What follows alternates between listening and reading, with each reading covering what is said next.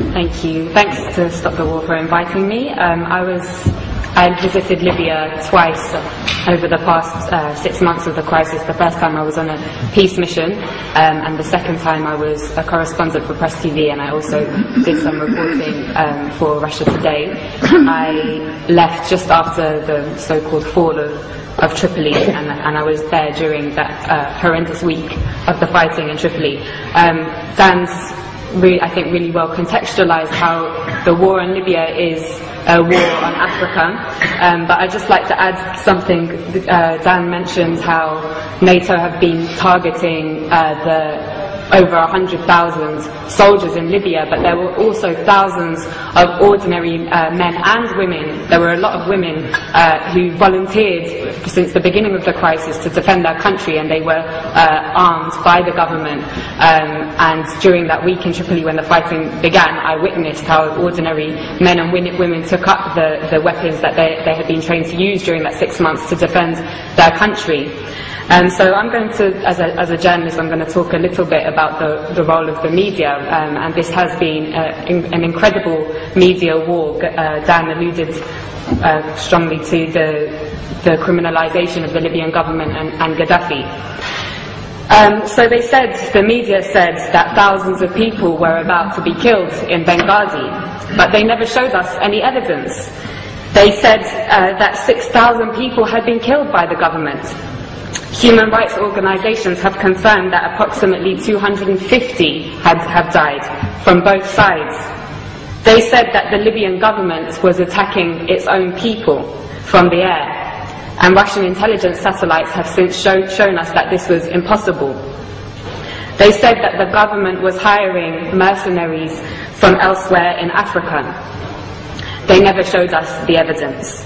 Instead, we saw the videos of black Libyans and other black Africans being lynched in public squares by NATO's ground troops, the rebels, with scores of people filming on their mobile phones and Western special forces looking on. They said that Gaddafi was hated by his people, but they never showed us the 1.7 million people in a country of 6 million in Green Square on July the 1st. All the masses in Tarhuna, in Sabha, in Beni Walid, in Sirte, and across the country who demonstrated to pledge their allegiance to their leader and to the Jamahiriya.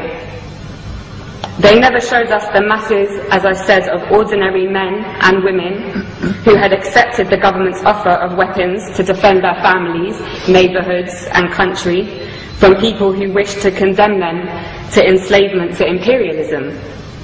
They said they were targeting Gaddafi's military forces. They ignored the 33 children, 32 women and 20 men who I saw buried in the small and traditional port town of Majer in Zlitan in early August. They said on August 20th or the 21st that Tripoli fell without resistance. But they didn't tell us that in 12 hours alone, 1,300 people were massacred in that city and 900 were injured. They said that Tripoli fell without resistance, and that Saif al-Islam had been arrested and captured, and that Gaddafi's compound Bab al-Ziza was taken by the rebels. But despite that, Saif al-Islam himself showed up in the hotel where I was trapped and took a group of journalists outside to see with their very own eyes. They didn't show us the thousands of people filling Bab al-Ziza and the streets of Tripoli waving the green flag on the night of August the 22nd. They said that Tripoli fell without resistance. But they didn't show us that in the 24 hours after those journalists from all the West's major networks had seen that site, that Bab al-Ziza alone was pounded 63 times with NATO bombs.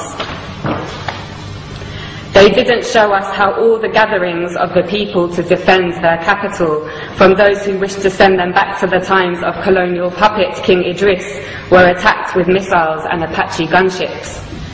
They didn't show us how the brave people of Abu Slim, the poorest area in Tripoli, and the staunchest area of support for Gaddafi, resisted for 5 days until on August 24th, NATO attacked anything that moved and piles of bodies lined the streets.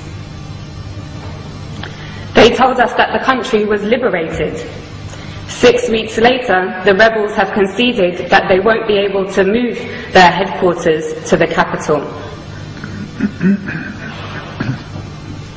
And that the rebels have confirmed, I think it was today, that they won't be able to take Bani Walid, and Sirte also remains strong. So, Gaddafi, mass murderer, hated by his people so much that they would beg NATO to bomb their own country, hated so much that the capital city fell without resistance. Or NATO, mass murderer, killing the Libyan masses because they would die for their leader, just like in Tripoli. I know which one we have mountains of evidence for. In fact, there is so much evidence that even the Conservative Party's own mouthpiece, The Telegraph, has been unable to hide from it. Amongst their numerous reports showing that the rebels lack the popular support that Gaddafi enjoys, one article published this week reported what I heard throughout my stay in Tripoli. A resident of Sirte, Susan Farjan, said, "We lived in democracy under Muammar Gaddafi. He was not a dictator. I lived in freedom. Libyan women had full human rights. It isn't that we need Muammar Gaddafi again, but we want to live just as we did before." In the same article, 80-year-old Mabruka says, "Life was good under Gaddafi. We were never afraid." Again, in the same article, another elderly lady says, "They are killing our children. Why are they doing this? For what? Life was good before." And yet another says, "Everyone loves Gaddafi, and we love him because we love Libya. Now the rebels have taken over, we might have to accept that. But Muammar will always be in our hearts." The spectacular U-turn of Al Jazeera, from being a somewhat critical voice of imperialism's wars of aggression in Iraq, Afghanistan and Palestine, to being an open facilitator of the same aggression against Libya, Syria and even now the progressive nations of Latin America, was perhaps the greatest propaganda trick I have seen in my lifetime. Co-opting the support of their faithful Arab viewers in the West, whose voices garnered particular prominence during the fashionable so-called Arab Spring, was an important move in order to get all progressive circles in the West to join in the essential criminalization of Gaddafi, when those very circles should have, in contrast, been elevating the status of the not-so-fashionable Libyan Jamahiriya and learning from it. Now all cards are on the table. Al Jazeera's Director General Wada Kanfar has resigned following the release of WikiLeaks cables, which revealed he has been taking orders from none other than the CIA. He has been replaced by a member of the Qatari royal family, which has been heavily engaged in the war against its fellow Arab brothers and sisters in Libya. But despite the role of Al Jazeera being clear as day now, it continues to get away with the same tricks of tugging on the liberal heartstrings of westernized audiences with its stories about how people in sovereign states of the global south's greatest tragedy is their lack of Western democracy, never mind that it has failed in the West. But despite Al Jazeera's interest in championing this ideology is obviously straightforward. It hosts the United States' largest military base in the Middle East, CENTCOM, and they are, of course, close friends. Leaving the Rixos Hotel, where I had been trapped for 5 days, was the most surreal and probably the worst day of my life. It was a bad day. The safe, secure, welcoming city, full of life and warmth that I had driven through days previously had transformed.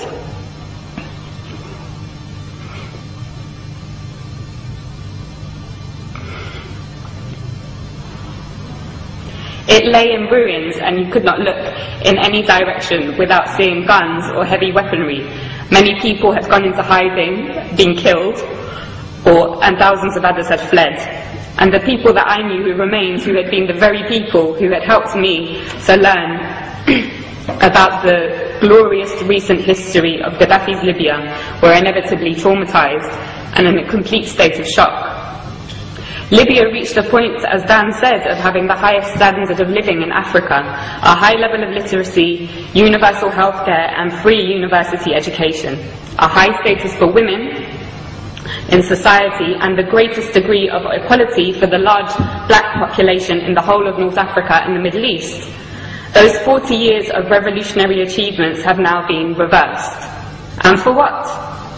A year ago, after crippling wars in Iraq and Afghanistan, and with the growing economic crisis of the imperialist nations, it seemed a remote possibility that the West would have the capacity to embark on another costly and embarrassing war. It seemed that the hegemony of the West was rapidly on its way out.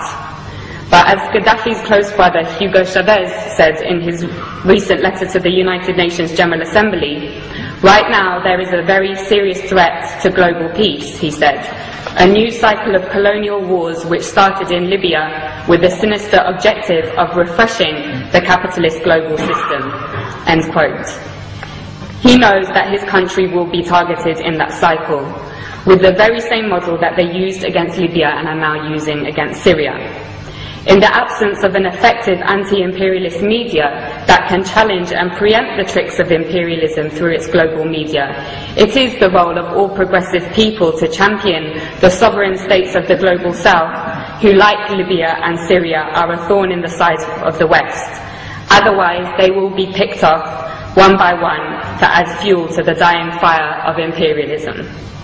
And on that note, I want to end with my wholehearted thanks to the heroic green Libyan resistance, which continues to amaze the world in their ability to stave off the world's most powerful military machine. As Gaddafi said, not only are they defending Libya, but also Syria, Iran, Algeria, the African continent, and the entire global south. Thank you.